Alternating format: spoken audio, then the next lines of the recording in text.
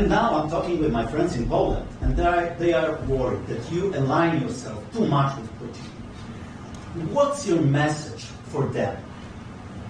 Well, if I didn't align myself with both of them, you'd never have a deal. You want me to say really terrible things about Putin and then say, "Hi, Vladimir, how are we doing on the deal?" It doesn't work that way. I'm not aligned with Putin. I'm not aligned with anybody. I'm aligned with the United States of America. And for the good of the world, I'm aligned with the world. And I want to get this thing over with. You see the hatred he's got for Putin. It's very tough for me to make a deal with that kind of hate. He's got tremendous hatred. And I understand that, but I can tell you the other side isn't exactly in love with, him either. So it's not a question of alignment. I'm aligned with the world. I want to get the thing set. I'm aligned with Europe. I want to see if we can get this thing done. You want me to be tough? I could be tougher than any human being you've ever seen. I'd be so tough.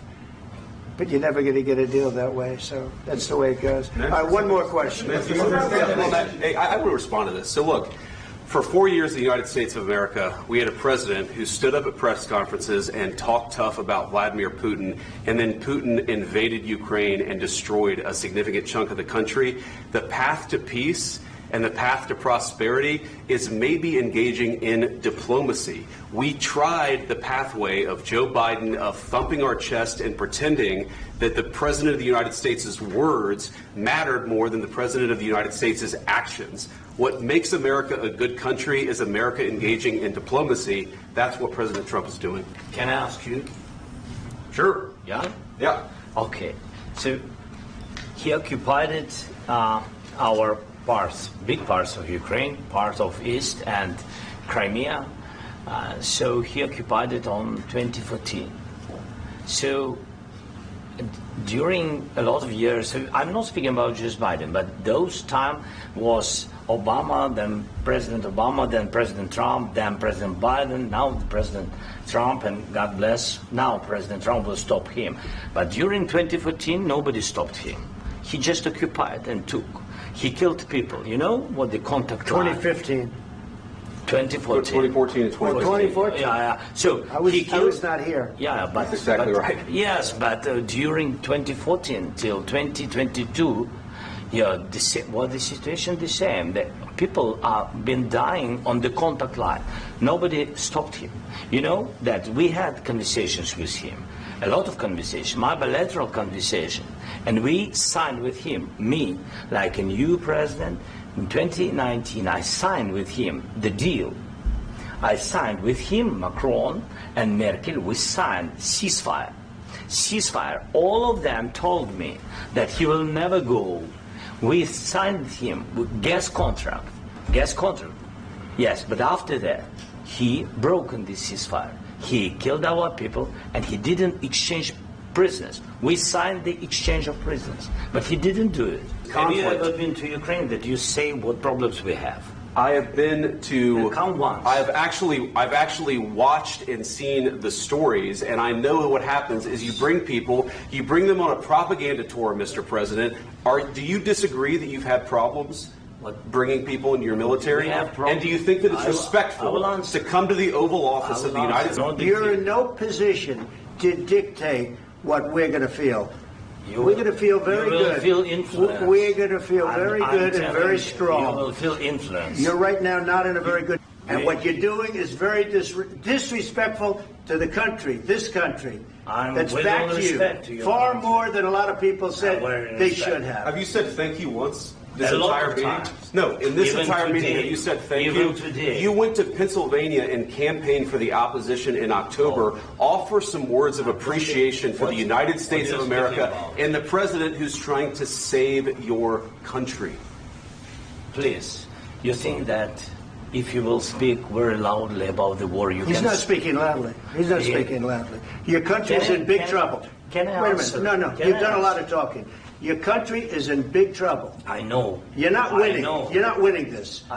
you have a damn good chance of coming out okay because of us. Mr. President, we are staying in our country, staying strong from the very beginning of the war. We've been alone, and we are thankful. I said thanks you haven't in been this alone. cabinet, You and haven't not been only alone. in this cabinet. We gave you, through I this said stupid thank you. president, $350 billion.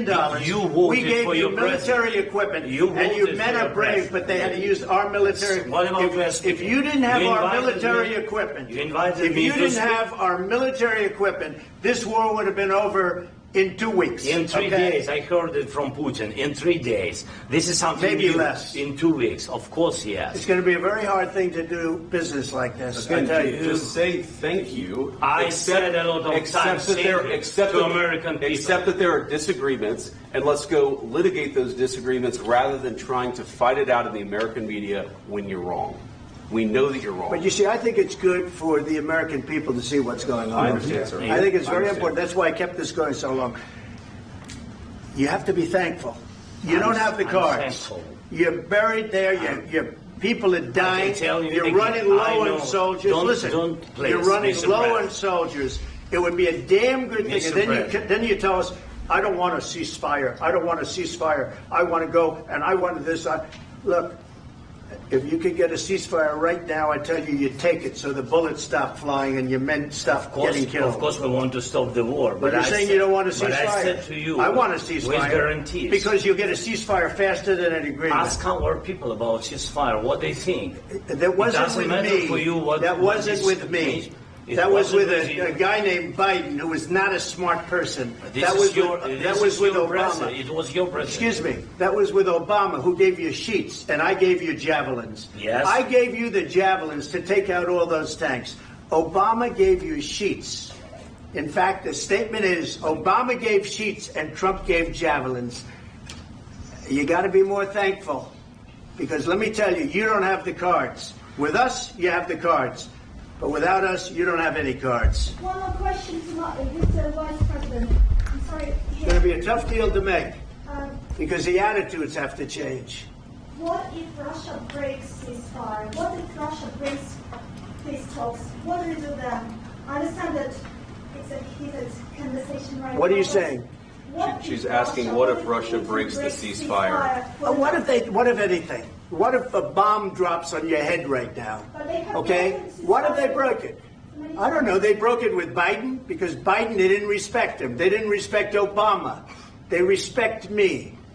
But what- Let me tell you, Putin went through a hell of a lot with me. He went through a phony witch hunt where they used him and Russia. Russia. You ever hear of that deal? That was a phony Hunter Biden, Joe Biden scam. Hillary Clinton, Shifty Adam Schiff. It was a Democrat scam.